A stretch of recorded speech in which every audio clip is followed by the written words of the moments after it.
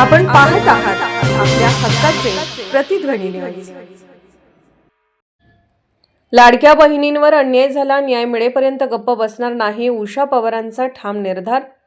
सांगली महापालिका निवडणुकीत प्रभाग क्रमांक 19 मधून भाजपकडून उमेदवारी डावलल्याच्या चर्चेने आता उग्र वळण घेतले असून माजी नगरसेविका उषा अशोक पवार यांनी थेट आणि कठोर पवित्रा घेतला आहे।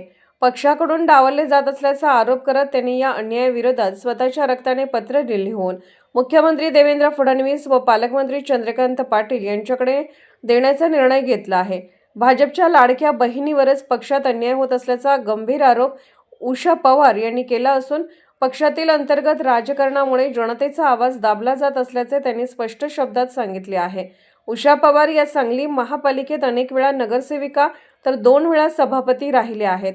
प्रभाग क्रमांक 19 मध्ये रस्ते, पाणी पुरवठा, ड्रेनेज, महिला सक्षमीकरण, नागरी सुविधा यासाठी त्यांनी सातत्याने आणि प्रभावी काम केले आहे। भाजपच्या अंतर्गत सर्व्हेमध्येही त्या आघाडीवर असल्याची चर्चा असताना त्यांना डावलल्याने कार्यकर्त्यांमध्ये प्रचंड संताप आहे।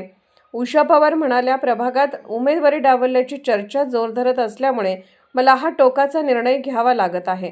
भाजपच्या सर्वेत मी आघाडीवर होते, जनतेचा मला स्पष्ट पाठिंबा होता, तरीही माझा विचार झाला नाही। हा अन्याय आहे।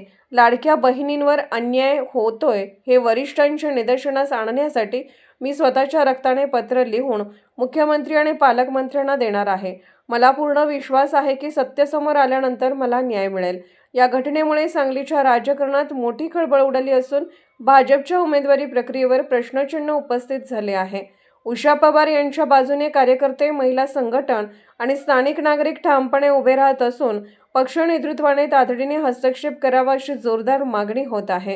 ही बाब केवळ उमेदवारीपुरती मर्यादित न राहता भाजपमधील अंतर्गत अव्यवस्थेचे स्पष्ट संकेत देत असल्याची चर्चा राजकीय वर्तुळात सुरू झाली आहे।